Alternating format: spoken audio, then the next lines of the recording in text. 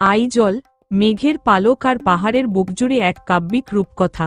আইজল নামটা উচ্চারণ করলেই যেন পাহাড়ের বুক থেকে ভেসে আসে এক শান্ত, স্নিগ্ধ বাতাসের স্পর্শ। এটা শুধুমাত্র এক শহর নয়, এটা মিজোরামের আত্মা, মেঘের কুয়াশা আর সবুজ বনানীর এক অবিচ্ছিন্ন মিলনক্ষেত্র। এটা প্রকৃতির তুলিতে আঁকা এক সুবিশাল ক্যানভাস, যেখানে প্রত্যেক রেখা, প্রত্যেক রং ও প্রত্যেক বিন্যাস যেন এক ভিন্ন গল্প বলে। পাহাড়ের বাঁকে বাঁকে ঢেউ খেলানো এই শহর যেন কোনো দক্ষ শিল্পীর হাতে গড়া এক ভাস্কর্য। এর প্রধান বৈশিষ্ট্য হল, এটা কোনো সমতল ভূমিতে অবস্থিত নয়, বরং অসংখ্য পাহাড়ের গায়ে ধাপে ধাপে গড়ে উঠেছে। দূর থেকে দেখলে মনে হয় সবুজ কার্পেটের ওপর যেন সারি সারি রঙিন স্ফটিক ছড়ানো আছে। কুয়াশার চাদরে মোড়া ভোরের আইজলকে দেখলে মনে হয় যেন মেঘের রাজ্যে কোনো এক মায়াবী নগরী ঘুমিয়ে আছে। সূর্যালোক যখন পাহাড়ের চূড়ায় প্রথম স্পর্শ করে, তখন ধীরে ধীরে কুয়াশার পর্দা সরে যায়, আর ঝলমলে রোদের ছোঁয়ায় আইজলের রঙগুলো যেন আরও জীবন্ত হয়ে ওঠে। শহরের রাস্তাগুলো সাপের মতো এঁকেবেঁকে ওপরে উঠেছে। এই পথ ধরে চলতে চলতে প্রত্যেক বাঁকে নতুন নতুন দৃশ্য উন্মোচিত হয়। কোথাও গভীর খাদ, কোথাও ঘন বনের ছায়া, আর কোথাও বা দিগন্তে পাহাড়ের নীল রেখা। এখানকার ঘরবাড়িগুলোও খুবই বৈচিত্র্যময়, বেশিরভাগই ছোট ছোট টিলা বা ঢালু জায়গার উপর তৈরি, যা এখানকার ভূপ্রকৃতির সাথে একাত্ম হয়ে গেছে। লাল, নীল, হলুদ, নানান রঙের টিনের চালগুলো যেন প্রকৃতির সবুজকে আরও উজ্জ্বল করে তুলেছে। আইজলের মেজাজ শান্ত, ধীর এবং গভীর। এখানে জীবনের গতিশীলতা, মানুষের মুখে লেগে আছে এক অনাবিল শান্তি। কোলাহলের পরিবর্তে এখানে শোনা যায় পাখির কলতান, বাতাসের ফিসফিসানি আর প্রকৃতির নিজস্ব সুর। এখানকার মানুষরা মিশুকে এবং সংস্কৃতিপ্রেমী। মিজো সংস্কৃতির ঐতিহ্য এখানে প্রতিটা আনাচে কানাচে জীবন্ত। লোকনৃত্য, লোকগীতি এবং হস্তশিল্প এখানকার জীবনের অবিচ্ছেদ্য অংশ। রাতের আইজল এক ভিন্ন রূপ ধারণ করে। যখন শহরে আলো জ্বলে ওঠে, তখন মনে হয় যেন আকাশ থেকে তারারা পাহাড়ের গায়ে নেমে এসেছে। অসংখ্য আলোর বিন্দু যেন হীরের মালার মতো পাহাড়ের বুকজুড়ে ঝলমল করে। আইজলকে প্রকৃতির এক অনন্য সৃষ্টি বলা চলে। এর চারপাশে রয়েছে ঘন বন, যেখানে বিভিন্ন প্রজাতির গাছপালা এবং বন্য প্রাণী বাস করে। এখানকার বাতাস বিশুদ্ধ এবং শীতল, যা শহুরে জীবনের ক্লান্তি দূর করে। পাহাড়ের সর্বোচ্চ চূড়া থেকে চারপাশের দিগন্ত বিস্তৃত দৃশ্য দেখা যায়, যা মনে এক অপার শান্তি এনে দেয়। এখানকার জলপ্রপাত, ঝর্ণা এবং ছোট ছোট নদীগুলো যেন এই শহরের সৌন্দর্যে এক নতুন মাত্রা যোগ করেছে। আইজল শুধু একটি পর্যটন কেন্দ্র নয়, এটা এক অনুভূতি। এটা প্রকৃতির কোলে নিবেশিত এক গভীর প্রশান্তির নাম। এটা মেঘের দেশে হেঁটে চলার এক রূপকথার গল্প।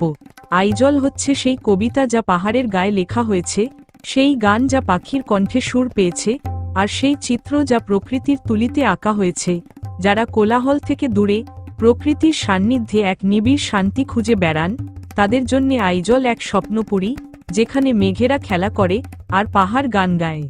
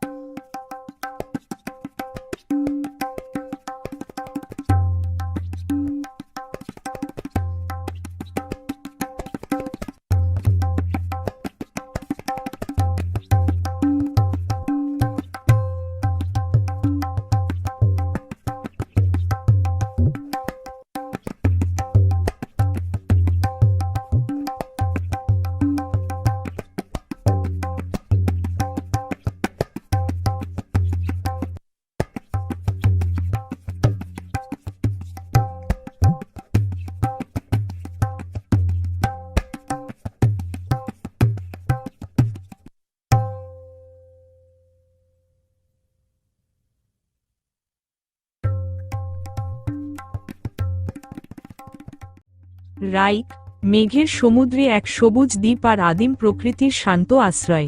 এই নামটা যেন মিজোরামে প্রকৃতির এক গুপ্তধন। এটা কোনো জনবহুল শহর নয়, বরং একটা পাহাড়ের চূড়া, যা তার অকৃত্রিম সৌন্দর্য আর শান্ত পরিবেশের জন্যে বিখ্যাত।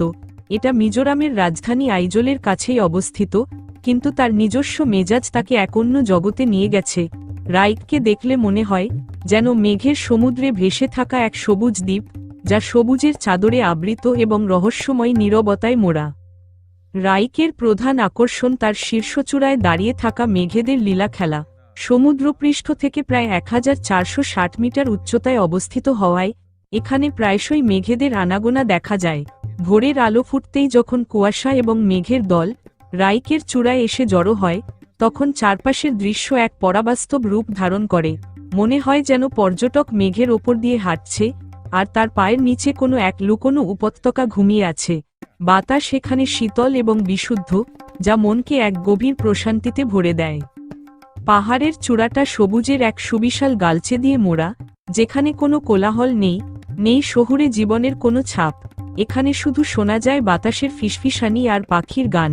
রাইকের একপাশে রয়েছে এক গভীর খাদ, আর অন্য পাশে রয়েছে আইজল, এবং চারপাশের উপত্যকার এক মনোমুগ্ধকর দৃশ্য। বিশেষ করে সূর্যাস্তের সময় যখন আকাশ কমলা এবং গোলাপি রঙে রাঙা হয়ে ওঠে, তখন সেই দৃশ্য এক অসাধারণ কাব্যিক অনুভূতি এনে দেয়। রাইক শুধু প্রাকৃতিক সৌন্দর্যের জন্যই বিখ্যাত নয়, এর চূড়ায় মিজোদের এক ঐতিহ্যবাহী গ্রামও পুনর্গঠন করা হয়েছে। এই গ্রামে গেলে মিজোদের প্রাচীন জীবনযাত্রা সম্পর্কে এক ধারণা পাওয়া যায়। বাঁশ এবং কাঠ দিয়ে তৈরি ছোট ছোট কুঁড়েঘর, তাদের ঐতিহ্যবাহী আসবাবপত্র এবং জীবনযাপনের উপকরণগুলো যেন হাজার বছরের মিজো সংস্কৃতিকে চোখের সামনে তুলে ধরে। এটা দেখে মনে হয় যেন সময়ের চাকা পিছিয়ে গেছে, আর মিজোদের আদিম জীবনের এক ঝলক প্রদর্শিত হচ্ছে। এখানে কোনো কৃত্রিমতা নেই, নেই কোনো আধুনিকতার ছোঁয়া। রাইক তার নিজস্ব আদিমতাকে ধরে রেখেছে। এটা এমন এক জায়গা যেখানে প্রকৃতির সাথে মানব জীবনের এক আদিম সম্পর্ক অনুভব করা যায়। রাইকের চারপাশ ঘন জঙ্গল এবং বৈচিত্র্যময় গাছপালায় পরিপূর্ণ। এখানে বিভিন্ন প্রজাতির পাখি এবং বন্যপ্রাণী বাস করে, যা প্রকৃতিপ্রেমীদের জন্য এক দারুণ আকর্ষণ। এই পাহাড়ের নীরবতা এবং নির্জনতা ধ্যান এবং আত্মানুসন্ধানের জন্য উপযুক্ত পরিবেশ তৈরি করে। রাইক যেন প্রকৃতির কোলে বসে থাকা এক সন্ন্যাসী, যা তার নীরবতার মাধ্যমে জীবনের গভীরতম সত্যকে তুলে ধরেছে। রাইক কোনো সাধারণ পাহাড় নয়, এটা এক অনুভূতি যা মনকে শান্ত করে। এটা সেই জায়গা যেখানে মেঘেরা খেলা করে, বাতাস গান গায়, এবং প্রকৃতি তার সমস্ত ঐশ্বর্য উজাড় করে দিয়েছে। রাইক সেই কবিতা যা নীরবতার মাধ্যমে লেখা হয়েছে, সেই চিত্র যা সবুজের রঙে আঁকা হয়েছে, আর সেই আশ্রয় যা জীবনের ক্লান্তি দূর করে। যারা শহুরে জীবনের কোলাহল থেকে দূরে প্রকৃতির নিবিড় সান্নিধ্যে এক নিভৃত কোণ খুঁজে বেড়ান, তাদের জন্য রাইক এক স্বপ্নময় গন্তব্য।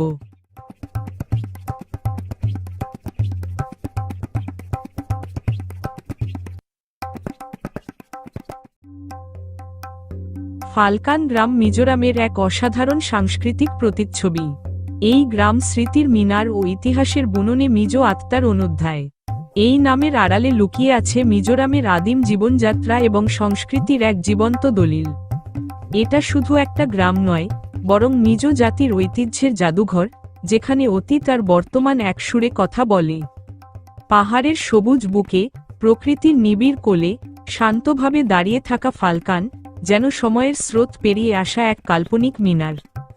ফালকান যেন প্রকৃতির কোলে ইতিহাসের এক ক্যানভাস। আইজলের কোলাহল থেকে সামান্য দূরে, ঘন সবুজ পাহাড়ের ঢালে শান্ত পরিবেশে অবস্থিত ফালকান গ্রাম। এটা মূলত এক প্রতীকী গ্রাম বা মডেল ভিলেজ, যা মিজোদের ঐতিহ্যবাহী জীবনধারাকে ফুটিয়ে তোলার জন্যে সুনিপুণভাবে তৈরি করা হয়েছে। দূর থেকে দেখলে মনে হয় সবুজ মখমলের ওপর বাঁশ আর কাঠ দিয়ে তৈরি ছোট ছোট কুঁড়েঘর সারিবদ্ধভাবে সাজানো। এই গ্রামের স্থাপত্যে এক ধরনের আদিম সরলতা ও দৃঢ়তা লক্ষ্য করা যায়। প্রত্যেক কাঠামো প্রকৃতির সাথে মিশে আছে। এখানকার ঘরগুলোর ছাদ তৈরি হয়েছে প্রাকৃতিক উপাদানে, যা গ্রীষ্মে দেয় শীতলতা ও বর্ষায় দেয় আশ্রয়। সূর্যের আলো যখন পাহাড়ের চূড়া ছুঁয়ে গ্রামে প্রবেশ করে, তখন কুঁড়েঘরের বারান্দাগুলোতে এক সোনালি আভা ছড়িয়ে পড়ে, যা গ্রামের শান্ত ছবিকে আরও উজ্জ্বল করে তোলে। ফালকান গ্রাম মিজোদের পুরনো দিনের সমাজ ব্যবস্থার এক পূর্ণাঙ্গ প্রতিচ্ছবি। এখানে পুনর্নির্মাণ করা হয়েছে সেই সমস্ত ঐতিহ্যবাহী কাঠামো যা এককালে মিজো সমাজের ভিত্তি ছিল। লাল ইন বা গ্রামপ্রধানের বাড়ি ছিল গ্রামের সর্বোচ্চ কর্তৃত্বের প্রতীক। বাঁশ ও কাঠ দিয়ে তৈরি এই সুবৃহৎ কাঠামো গ্রামপ্রধানের মর্যাদা ও ক্ষমতাকে তুলে ধরে। এটা যেন মিজো সমাজের রাজকীয় আভিজাত্যের এক নীরব সাক্ষী। জাওল বুক মিজো সমাজের এক অন্যতম গুরুত্বপূর্ণ প্রতিষ্ঠান। অবিবাহিত তরুণ ও যুবকদের জন্য এটা ছিল এক সাধারণ আস্তানা বা ডরমিটরি। তবে এটা কেবল থাকার জায়গা ছিল না, ছিল শৌর্য, শৃঙ্খলা এবং সমাজের প্রতি দায়িত্ববোধের পাঠশালা।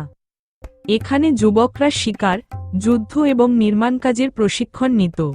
এই কাঠামোটা যেন মিজোদের সামরিক ও সামাজিক প্রশিক্ষণের প্রাণকেন্দ্র।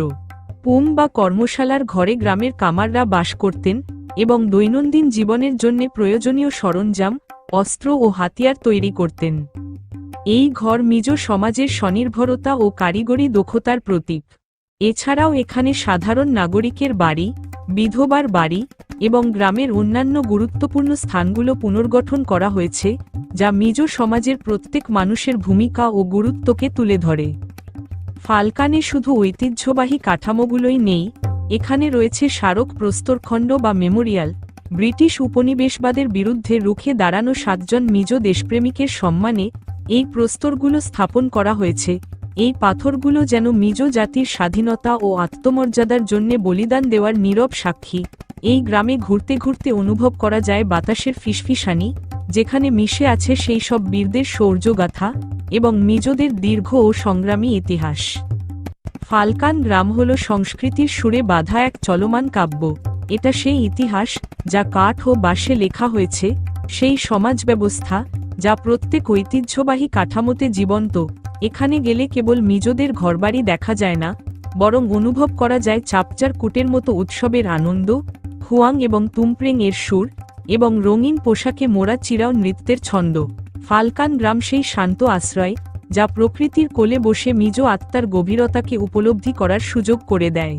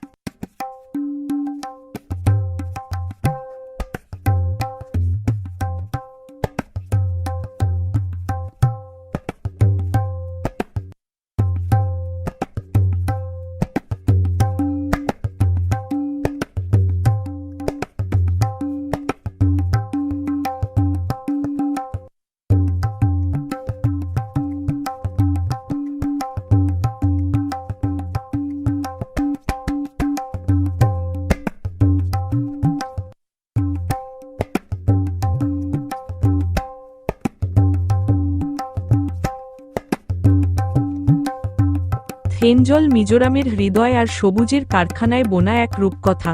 থেনজল নামটা উচ্চারিত হতেই এক স্নিগ্ধ, সুশীতল বাতাস মনকে ছুঁয়ে যায়। মিজোরামের শেরছিপ জেলার এই ছোট্ট শহর শুধু একটা জনপদ নয়, এটা মিজোদের হাতে গড়া শিল্প ও প্রকৃতির এক নিবিড় মেলবন্ধন। এটা যেন এক সবুজের কারখানায় বোনা হয়েছে, যেখানে প্রতিটা সুতোয় মিশে আছে মিজোরামের হৃদয়, আর প্রতিটা বুননে ফুটে উঠেছে এখানকার মানুষের সহজ সরল জীবন।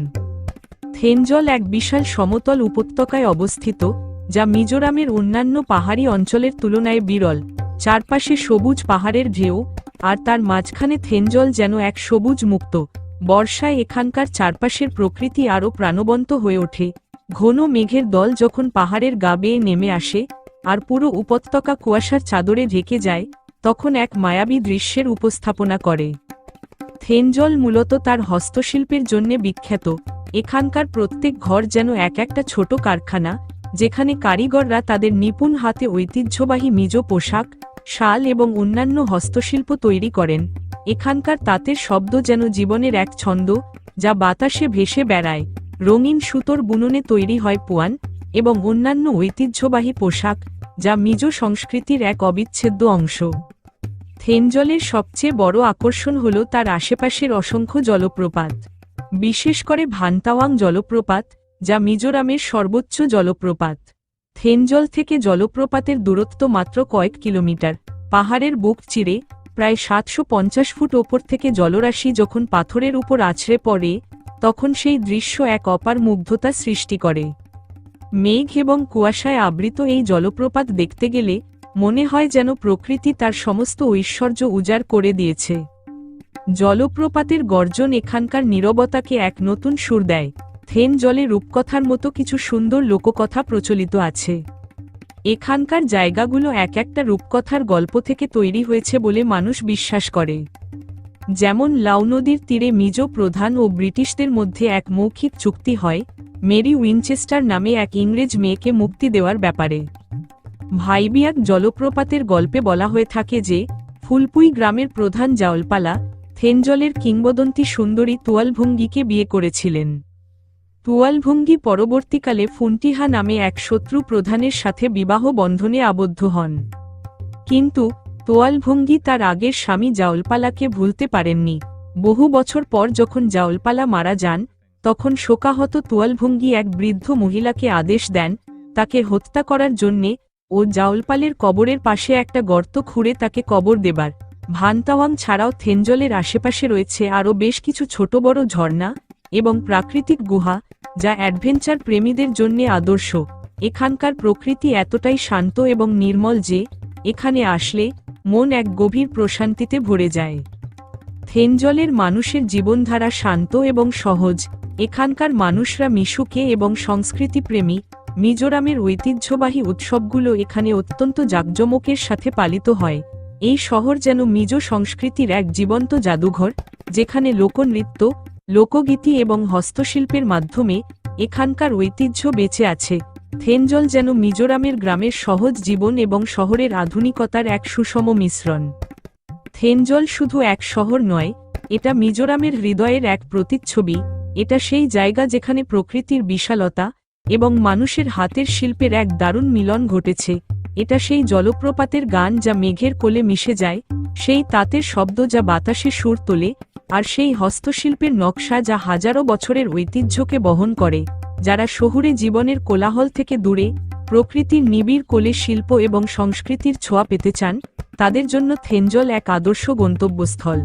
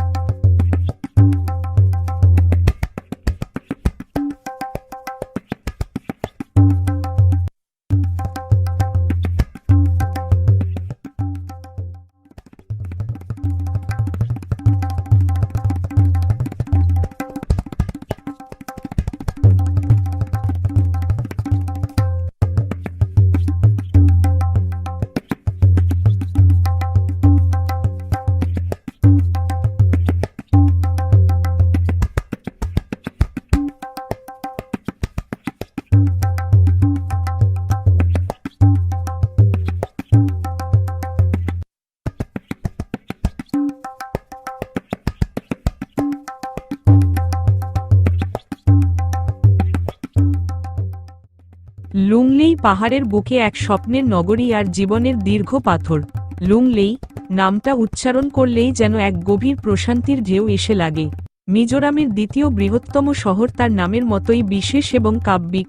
লুংলেই শব্দের আক্ষরিক অর্থ হল দীর্ঘ পাথর, যা শহরের কেন্দ্রস্থলে অবস্থিত এক প্রস্তরখণ্ডের নাম থেকে এসেছে। এই দীর্ঘ পাথর যেন শহরের আত্মা, যা তার ইতিহাস, সংস্কৃতি এবং প্রকৃতির সাথে অবিচ্ছেদ্যভাবে মিশে আছে। লুংলেই শহরের অবস্থান এক অদ্ভুত মায়াবী পাহাড়ের উপর, যা তাকে চারপাশের প্রাকৃতিক দৃশ্যের সাথে একাত্ম করে তুলেছে। এটা আইজলের মতো উঁচু পাহাড়ের চূড়ায় অবস্থিত না হলেও এর সৌন্দর্য কোনো অংশেই কম নয়। দূর থেকে দেখলে মনে হয় যেন এক সুবিশাল পাহাড়ের ঢাল বেয়ে সারি সারি রঙিন বাড়িঘর নেমে এসেছে, আর তার মাঝখানে দাঁড়িয়ে আছে শহরের প্রাণকেন্দ্র। লুংলেইয়ের রাস্তাগুলো বাঁকানো এবং ঢালু, যা তাকে একটা বিশেষ পাহাড়ি শহরের চরিত্র দিয়েছে। ভোরের কুয়াশায় যখন শহরটা আবৃত থাকে তখন মনে হয় যেন মেঘের রাজ্যে কোনো এক রহস্যময় নগরী জেগে উঠেছে। সূর্যোদয়ের সাথে সাথে কুয়াশার পর্দা সরে যায়, আর চারপাশের সবুজ বনানী, পাহাড়ের নীল রেখা এবং আকাশের নীলিমার এক অপূর্ব মিলন দেখা যায়। শহরের কেন্দ্রস্থলে অবস্থিত সেই দীর্ঘ পাথর যেন এক নীরব সাক্ষী, যা বছরের পর বছর ধরে এখানকার মানুষের জীবনযাত্রা, সুখ দুঃখ এবং বিবর্তনের গল্প দেখে আসছে। এটা শহরের শুধুমাত্র একটা ল্যান্ডমার্ক নয়, এটা এখানকার মানুষের সাংস্কৃতিক পরিচয়ও বহন করে। লুংলেইয়ের মানুষের জীবনযাত্রা সহজ, সরল এবং ধীর গতির। এখানকার মানুষরা অতিথি পরায়ণ এবং সংস্কৃতিপ্রেমী। মিজো সংস্কৃতি এখানে প্রতিটা উৎসব, গান এবং নাচে জীবন্ত। এখানকার স্থানীয় বাজারগুলো খুবই প্রাণবন্ত, যেখানে স্থানীয় কৃষিজ পণ্য এবং হস্তশিল্প সামগ্রীর এক সমাহার দেখা যায়। লুংলেইয়ের চারপাশে রয়েছে অসংখ্য পাহাড়ি গ্রাম, যা শহরের সৌন্দর্যে এক নতুন মাত্রা যোগ করে। এই গ্রামগুলোতে গেলে মিজোদের ঐতিহ্যবাহী জীবনযাত্রা এবং তাদের সহজ সরল জীবনের ছোঁয়া পাওয়া যায়। প্রকৃতি এখানে মানুষের জীবনের সাথে গভীরভাবে মিশে আছে। এখানকার মানুষরা পরিবেশের প্রতি অত্যন্ত সচেতন এবং তারা প্রকৃতিকে ভালোবাসে ও সম্মান করে। লুংলেইয়ের চারপাশে রয়েছে ঘন জঙ্গল এবং ছোট ছোট নদী, ঝর্ণা, যা এখানকার পরিবেশকে আরও মনোরম করে তুলেছে। আশেপাশের পাহাড়গুলো বিভিন্ন ধরনের গাছপালা এবং জীবজন্তুর আশ্রয়স্থল। লুংলেই থেকে একটু দূরে গেলে দেখা যায় নিবিড় অরণ্য, যা হাইকিং এবং ট্রেকিং এর জন্য আদর্শ। বিশেষত থেনজলের মতো স্থানগুলো কাছেই অবস্থিত, যা মিজোরামের অন্যতম সুন্দর এক পর্যটন কেন্দ্র। সন্ধ্যায় যখন সূর্য পাহাড়ের আড়ালে অস্ত যায়, তখন আকাশ বিভিন্ন রঙে রাঙা হয়ে ওঠে, আর শহরের আলো জ্বলে উঠলে মনে হয় যেন পাহাড়ের গায়ে হাজার হাজার জোনাকি বসে আছে। এই দৃশ্যের বর্ণনা হয় না, শুধু এক অপার মুগ্ধতা সৃষ্টি করে। লুংলেই শুধু একটা শহর নয়, এটা এক প্রশান্তির নাম, এক দীর্ঘ পাথরের মতো দৃঢ়তার প্রতীক। এটা সেই জায়গা যেখানে প্রকৃতি এবং মানব জীবন একসুরে বাঁধা পড়েছে। লুংলেই সেই কবিতা যা পাহাড়ের ঢালে লেখা হয়েছে, সেই গান যা বাতাসের সাথে ভেসে আসে, আর সেই গল্প যা এক দীর্ঘ পাথর যুগের পর যুগ ধরে বলে চলেছে। যারা কোলাহল থেকে দূরে প্রকৃতির নিবিড় কোলে এক শান্তির আশ্রয় খোঁজেন, তাদের জন্য লুংলেই এক স্বপ্নময় গন্তব্যস্থল।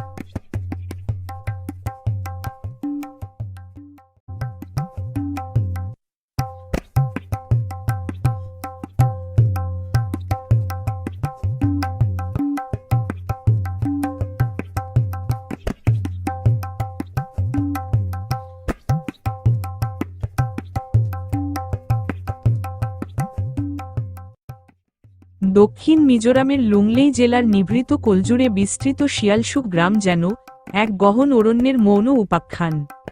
শৈলশিরার খাজে খাজে বিন্যস্ত এই জনপদ মেঘেদের অবাধ বিচরণ ক্ষেত্র, যেখানে আদিম অরণ্যের নিবিড় ছায়া আর কুয়াশার মায়াজাল মিলেমিশে একাকার হয়ে থাকে।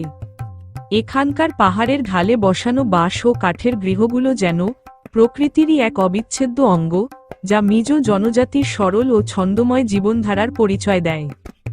ঝিঝি পোকার অবিরাম টান আর গির্জার পবিত্র ঘণ্টার ধ্বনি ছাড়া এখানে নৈশব্দ ভাঙার বিশেষ কোনো কোলাহল নেই।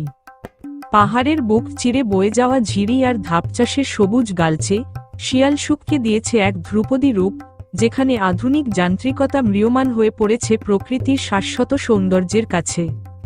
পাহাড়ের খাজে অবস্থিত এই গ্রাম তার প্রাকৃতিক সৌন্দর্যের জন্যে অনন্য। মেঘে ঢাকা সবুজ পাহাড় আর ঘন ক্রান্তীয় অরণ্যে ঘেরা শিয়ালসুক মিজো সংস্কৃতির এক জীবন্ত প্রতিচ্ছবি। এখানকার জনজীবন মূলত কৃষি নির্ভর এবং মানুষজন তাদের সরল জীবনযাপন ও আতিথেয়তার জন্য পরিচিত। পাহাড়ের ঢালে বাঁশ ও কাঠের তৈরি বাড়িগুলো এই অঞ্চলের স্থাপত্যের এক বিশেষ বৈশিষ্ট্য। শিয়ালসুক গ্রাম মিজোরামের সেই সব দুর্গম অথচ সুন্দর জায়গাগুলোর মধ্যে একটা, যেখানে আধুনিকতার ছোঁয়ার চেয়েও প্রকৃতির আদিম রূপ বেশি স্পষ্ট।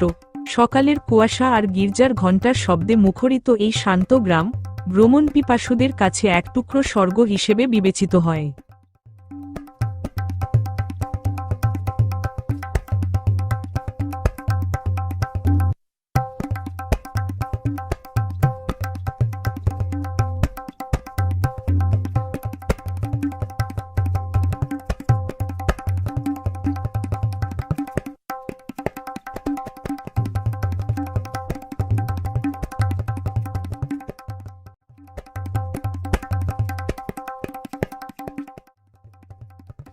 আক্ষরিক অর্থে এই লেকের নাম সর্ষের লেক বা ট্যাম ডিল। মিজোরামের রাজধানী আইজল থেকে প্রায় 85 কিলোমিটার দূরে অবস্থিত ট্যাম ডিল একটা মনোরম লেক, যা রাজ্যের সবচেয়ে মনোমুগ্ধকর আকর্ষণগুলোর মধ্যে একটা। মিজো ভাষায় সর্ষের লেক নামে পরিচিত এই লেক সাইতুয়াল জেলার দুর্গম পাহাড় এবং ঘন বনের পটভূমিতে অবস্থিত এক শান্ত এবং শান্তিপূর্ণ পরিবেশ প্রদান করে। এটা মিজোরামের বৃহত্তম প্রাকৃতিক লেক, যা পরে পর্যটনের জন্য উন্নত করা হয়েছে। ট্যাম ডিল লেকের সৌন্দর্য এর শান্ত জল এবং চারপাশের সবুজের মধ্যে নিহিত। হ্রদটা শান্তি এবং নির্জনতা খুঁজছেন এমন ব্যক্তিদের জন্যে, এবং যারা মনোরম দৃশ্য এবং প্রাণবন্ত বন্যপ্রাণীতে ডুবে থাকতে চান তাদের জন্য একটা স্বর্গরাজ্য। আশেপাশের এলাকা উদ্ভিদ এবং প্রাণীজগতে সমৃদ্ধ, যার মধ্যে রয়েছে বিভিন্ন ধরনের জলজ উদ্ভিদ এবং প্রাণী, যা এটাকে পরিবেশগত গবেষণা এবং ইকোট্যুরিজমের জন্য এক জনপ্রিয় স্থান করে তুলেছে। ট্যাম ডিল লেকের একটা আকর্ষণীয় দিক হল স্থানীয় লোককাহিনীতে এর ভূমিকা। জনশ্রুতি অনুসারে এই হ্রদ একটা বিশাল সর্ষে গাছের থেকে গঠিত হয়েছিল, যা স্থানীয় সম্প্রদায়ের মধ্যে এর রহস্যময় গুরুত্ব রয়েছে। পাহাড় বেষ্টিত এই ক্ষুদ্র উপত্যকায় এক দম্পতি ঝুম পদ্ধতিতে চাষাবাদ করতেন, কিন্তু হঠাৎই স্বামী মারা যায় এবং ফসল দেখাশোনার সম্পূর্ণ দায়িত্ব একা স্ত্রীর ওপর ন্যস্ত হয়। ক্ষেতের ঠিক মাঝখানে একটা সর্ষে গাছ ছিল, যা আকৃতিতে অন্য সব গাছের চেয়ে বেশ বড় ছিল। এক রাতে সেই বিধবা নারী স্বপ্নে তার প্রয়াত স্বামীর দেখা পায়। স্বামী তাকে নির্দেশ দেয় যে স্ত্রী যেন ওই সর্ষে গাছের বিশেষ যত্ন নেয়, কারণ সেটা তার জন্যে অশেষ কল্যাণ নিয়ে আসবে। স্বামীর নির্দেশ মেনে স্ত্রী গাছের যত্ন নিতে শুরু করে, ফলে গাছটা অত্যন্ত সতেজ হয়ে ওঠে এবং ক্রমশ আরও বড় হতে থাকে। কিছুদিন পর সেই বিধবা নারী পুনরায় বিবাহবন্ধনে আবদ্ধ হয়, কিন্তু তার নতুন স্বামী চাইত না যে স্ত্রী এমন কোনো বস্তু নিজের কাছে রেখে দেয় যা তাকে তার পূর্ব স্বামীর কথা মনে করিয়ে দেয়। তাই সে সর্ষে গাছটাকে একেবারে শিকড় সমেত উপড়ে ফেলে দেয়।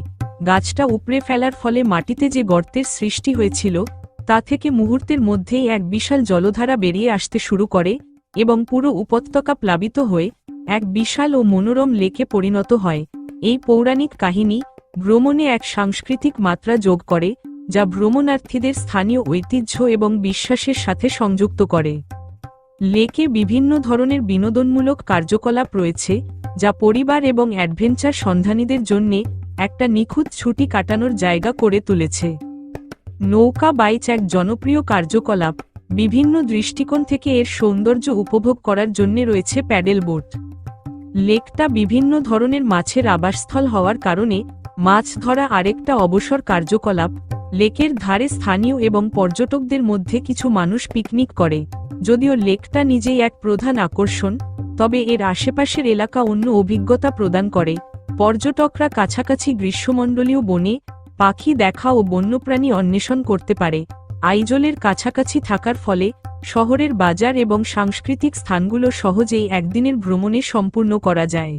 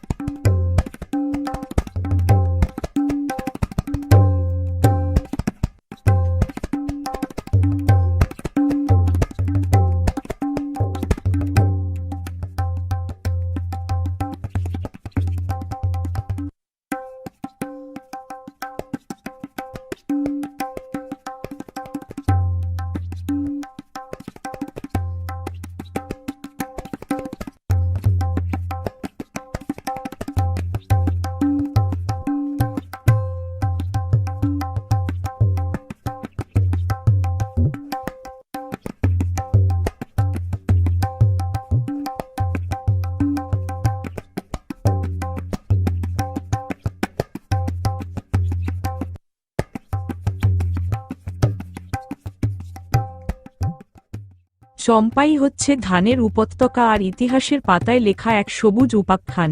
এই নামটা যেন শুধুমাত্র এক ভৌগোলিক স্থানের পরিচয় নয়, এটা মিজোরামের এক সোনালী স্বপ্নের প্রতিচ্ছবি। এটা এমন এক শহর যা পাহাড়ের কোলে অবস্থিত হয়েও তার নিজস্ব উপত্যকার জন্যে বিখ্যাত, আর তাই চম্পাই মিজোরামের অন্যান্য পার্বত্য শহরের থেকে স্বতন্ত্র। এটা শুধু সৌন্দর্যের আধার নয়, এটা ইতিহাস, ঐতিহ্য এবং সংস্কৃতির এক জীবন্ত সংগ্রহশালা। চম্পাইয়ের মূল আকর্ষণ তার বিশাল উপত্যকা, যা মিজোরামের রাইস বাউল নামে পরিচিত। দূর থেকে দেখলে মনে হয় সবুজ পাহাড়ের বুক চিরে এক সুবিশাল সবুজ কার্পেট বিছিয়ে রাখা হয়েছে, যেখানে সারি সারি ধানের ক্ষেত বাতাসে ঢেউ খেলছে। এটা এমন এক দৃশ্য যা মনকে এক নিবিড় শান্তিতে ভরিয়ে তোলে। ভোরের শিশিরে ভিজে থাকা ধানের শীষের ওপর যখন সূর্যরশ্মি এসে পড়ে, তখন পুরো উপত্যকা যেন হাজার হাজার হীরকখণ্ডের মতো ঝলমল করে ওঠে। পাহাড়ের ঢাল বেয়ে যে ঘরবাড়িগুলো গড়ে উঠেছে, তারা যেন প্রকৃতির সাথে এক অদ্ভুত ছন্দে বাঁধা পড়েছে। রঙিন টিনের ছাদগুলো যেন কোনো চিত্রশিল্পীর প্যালেটের নানান রঙের ফোঁটা, যা সবুজ পটভূমিতে এক অনন্য নকশা তৈরি করেছে।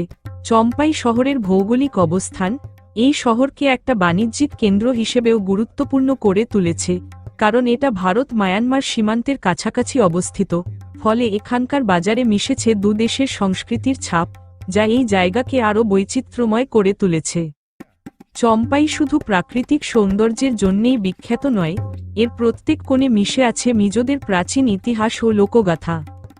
এখানকার ছোট ছোট গ্রামগুলোতে ছড়িয়ে আছে অসংখ্য প্রাচীন মনোলিথ, যা মিজোদের বীরত্বপূর্ণ যুদ্ধের কাহিনী, শিকারের সাফল্য এবং ব্যক্তিগত কৃতিত্বকে স্মরণ করিয়ে দেয়। মনে করা হয় প্রথম মিজো অভিবাসীরা এই চম্পাই উপত্যকা দিয়েই ভারতে প্রবেশ করেছিল, ফলে এই ভূমি মিজো সংস্কৃতির শেকড় ধারণ করে আছে। চম্পাইয়ের কাছাকাছি অবস্থিত ঐতিহাসিক স্থানগুলো যেন সময়ের সাক্ষ্য বহন করে। ভাংছিয়ার কাউচুয়া রোপুইয়ের মতো প্রত্নতাত্ত্বিক স্থানগুলো প্রমাণ করে যে এখানে এককালে এক উন্নত সভ্যতা ছিল। এই প্রস্তর নির্মিত স্মৃতিস্তম্ভগুলো দেখে বিস্ময়ে থমকে যেতে হয়, যা এই অঞ্চলের সমৃদ্ধ অতীতকে তুলে ধরে। চম্পাইয়ের জীবনযাত্রার গতি শান্ত ও ধীর। এখানকার মানুষরা প্রকৃতির সাথে এক নিবিড় বন্ধনে আবদ্ধ।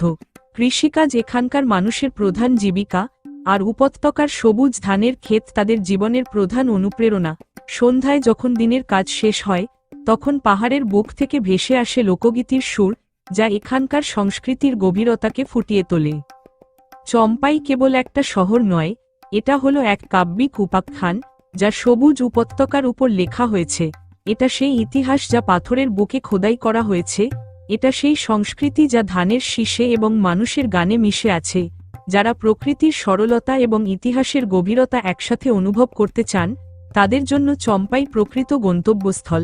এখানে এসে মনে হয় যেন প্রকৃতি এবং ইতিহাস এক হয়ে এক অখণ্ড সৌন্দর্যের সৃষ্টি করেছে।